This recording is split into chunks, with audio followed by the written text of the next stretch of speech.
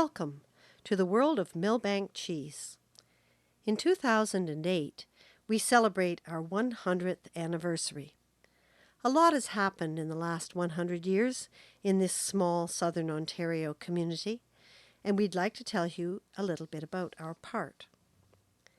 The Millbank Cheese and Butter Manufacturing Company Limited was formed by a small group of Millbank farmers in 1908. The company produced its first cheese in 1909, made by Frank Norman, who was cheesemaker for 3 years. He was followed by Robert Gale, cheesemaker for 14 years. The original cheese plant was a modified foundry purchased for $800. It has had modifications and additions over the years to meet demand and changing conditions. Today, 3 cheese companies produce cheese in the plant: Millbank, Montforte, and Mornington. Wes Crotts, cheesemaker from 1927 to 1983, is pictured here with a room full of 90-pound cheeses. Wes saw the company through its greatest growth periods, from 1933, when Millbank manufactured 180,000 kilograms of cheese, to 1984, when son, Ken Crotts, was now in charge and Millbank produced 2 million kilograms of cheese.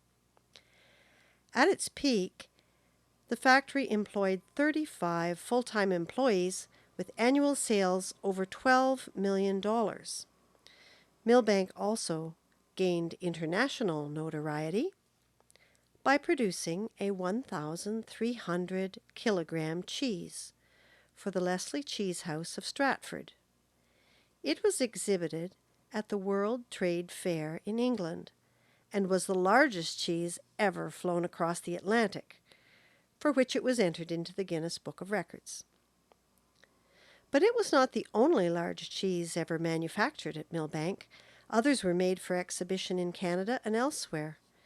In 1979, a 3,100-pound round cheddar was shown at the Royal Winter Fair in Toronto. Here are a few scenes of cheesemaking from earlier years. Although the vats here are larger than today's vats, which we will see later, the process is the same. Here, a vat is being filled with milk. This shoulder-high vat is full and contains 8,000 pounds of milk. The vat is stirred by machine while the cheese culture works. In 1966, cheese slabs were turned by hand to assist in draining the whey. Cheese slabs are chopped into curds and then stirred by machine.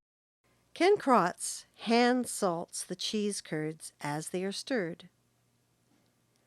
And here he waxes the cheese to seal in the freshness.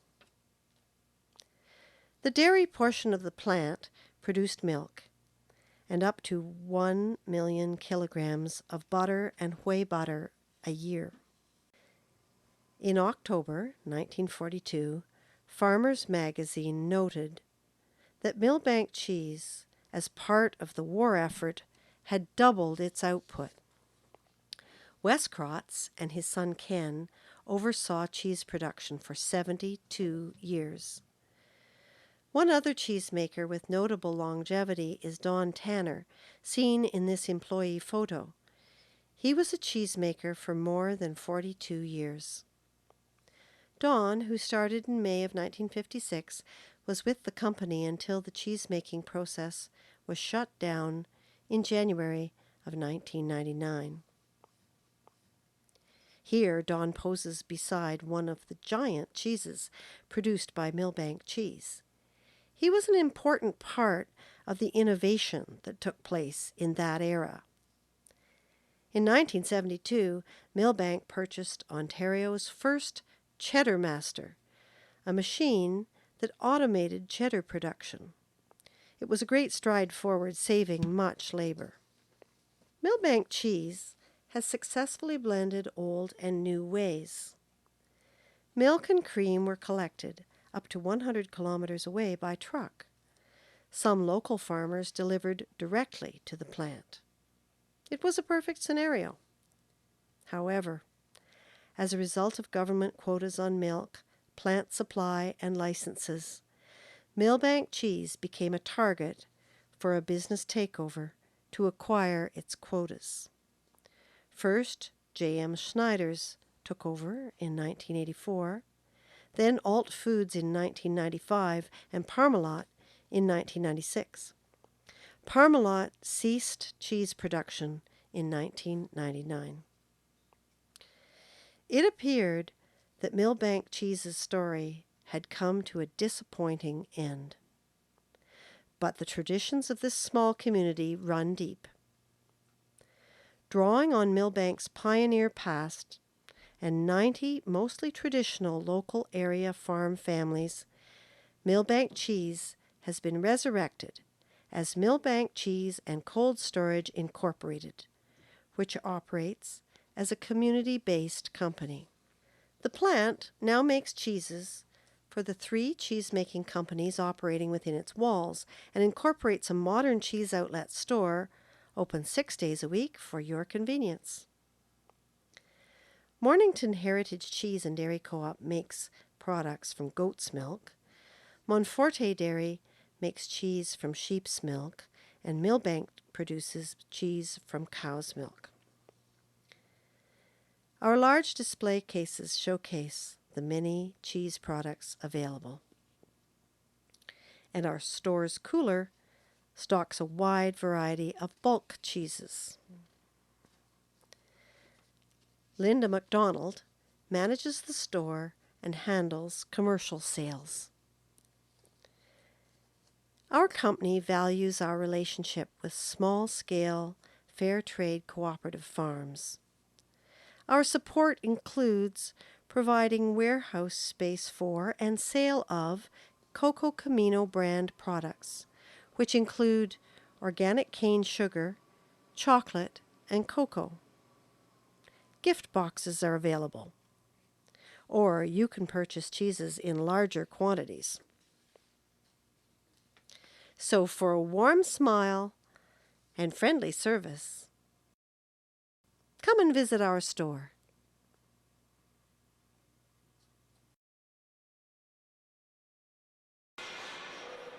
Rachel Bauman is the cheesemaker for the Millbank plant and oversees the production of cheeses for Mornington, Monforte, and Millbank. Our first look is at the production of Millbank's organic cheddar. Here, this 4,500-liter vat has already been filled with cow's milk and bacterial culture added to begin the conversion of the milk solids to cheese curd. The cheese making begins by 7 a.m. or earlier and can run late into the afternoon, depending on the quantities and types of cheese being made. We pick up the process as they use a finger to test to see if the cheese solids have thickened to a texture where the cheese curd makes a clean break, in a way like fresh jello. The vats are steam heated to keep the temperature uniform during the different stages of the process. And the fluids are stirred by large agitators to maintain consistency throughout the vat. When the vat is ready, the cheesemakers drag stainless steel frames strung with fine wire through the curd mixture to cut the curd into pieces.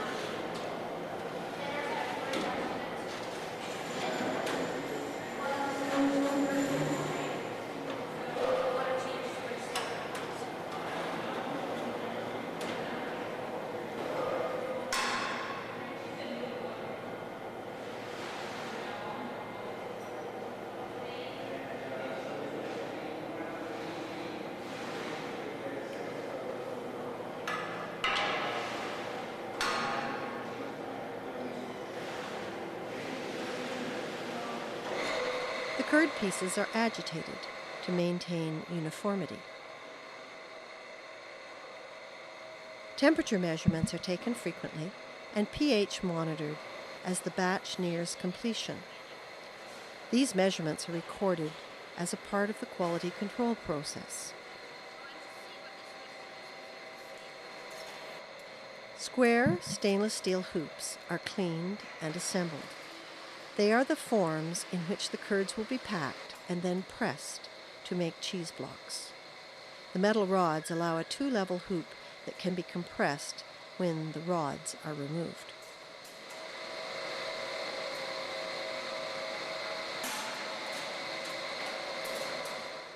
Cheesecloth is then laid out in the hoops to contain the cheese, allowing it to drain during pressing and curing.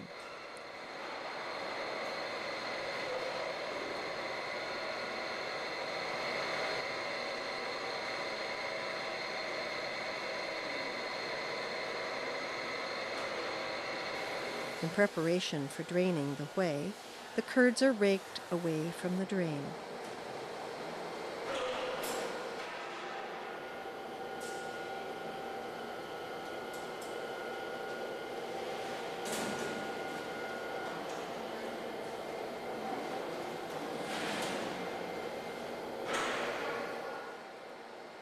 The pump is set up and started, and the whey is pumped to a tanker truck outside the building, where it is distributed to hog farmers.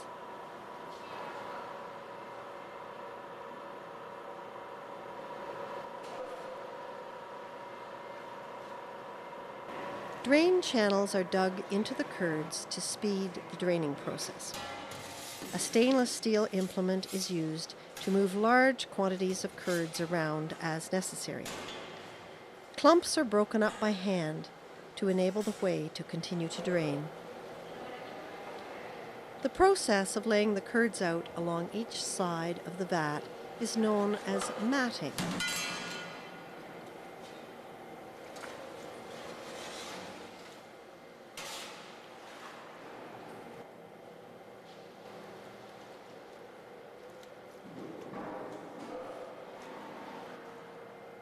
Once the matting is complete, the curds are cut into slabs, which are manually flipped and turned multiple times to enhance draining, and are then cut in half again and folded and allowed additional drain time. This is the beginning of the cheddaring process.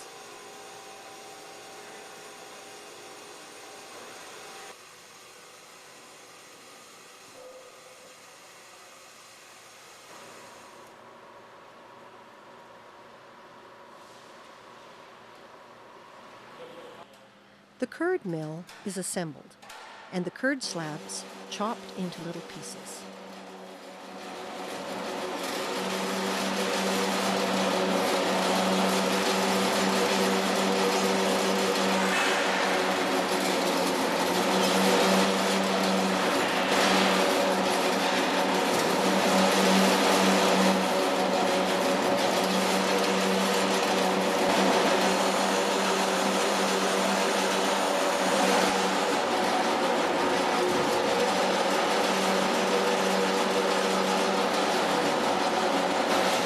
The chopped curds are stirred and then salted.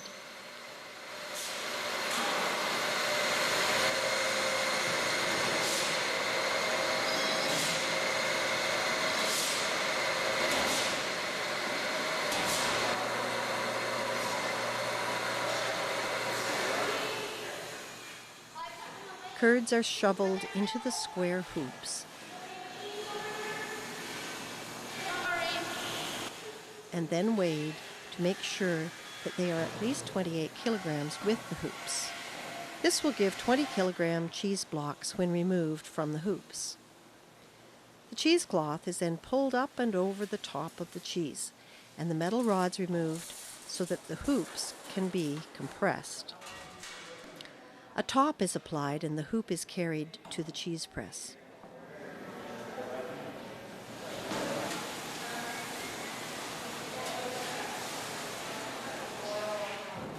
When the number of hoops is high enough, the press is activated and the whey is squeezed out.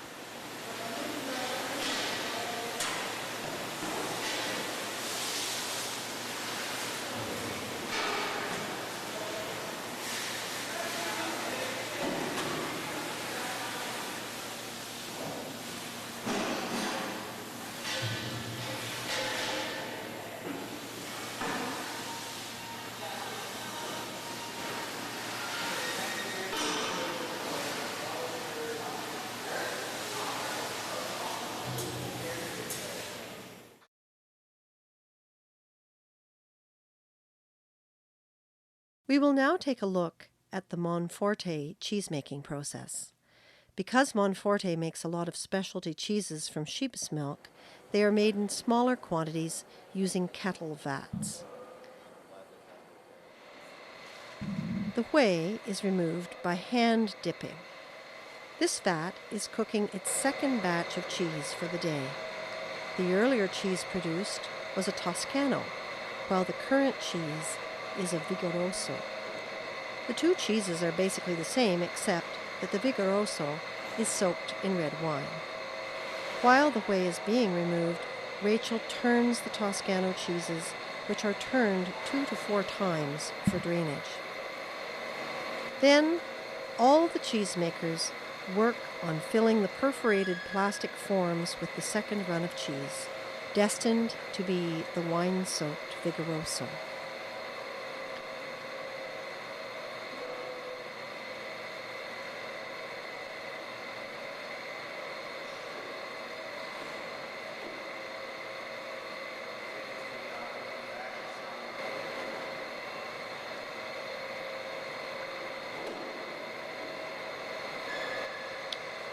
Rachel starts another vat with sheep's milk, stirring the bacterial culture well before adding it to the vat.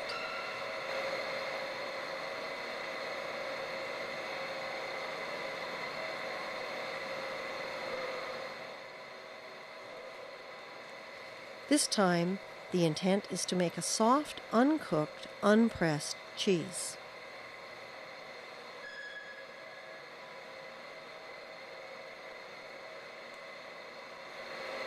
A large sterile paddle is used to mix the culture into the milk before it is covered to allow the culture to work.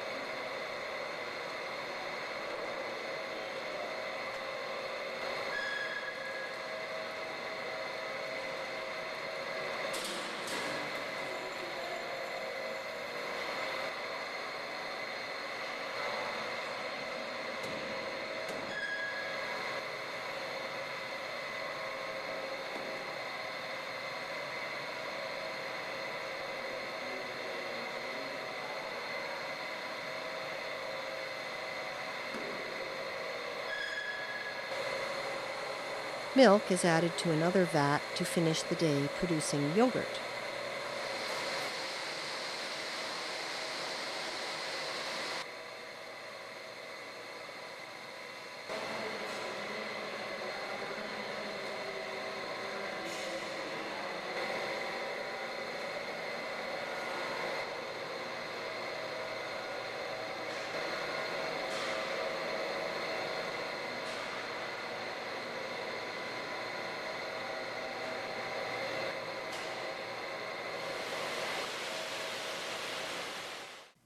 Some specialty artisan cheeses have ripening times up to 60 days and are stored in the cheese ripening room.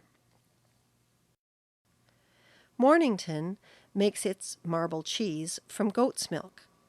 The process is similar to the Millbank cheddar process that we've already seen, but it is done using 2 vats simultaneously. One vat contains ordinary goat's milk, which produces the white part of the marble cheddar, while the other, as seen here, contains an equal amount of milk that has had the orange color added. The curd is cut to ready it for removing the whey. The curds are raked away from the drain. The whey is drained from the vat.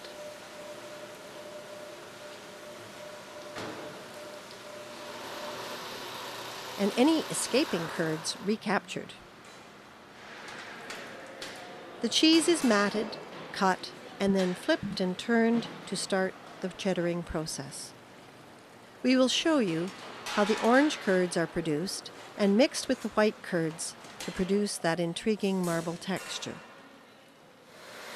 The pH is checked for consistency and quality control. The matted orange cheese is carried to the lower vat containing the white cheese curds, where it is milled into orange cheese curds.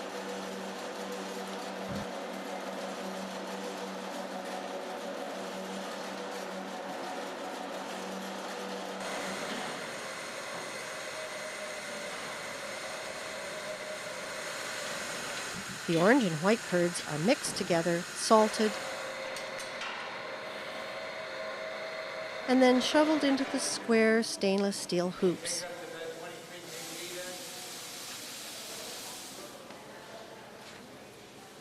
Where it is weighed,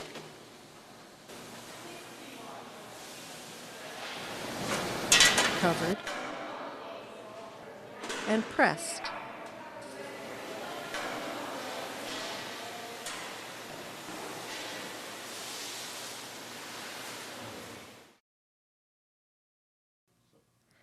Hygiene and sanitation play an important part in the cheese-making process. We hope this short, unnarrated sequence gives you a sense of how much of the cheese-making process is spent cleaning.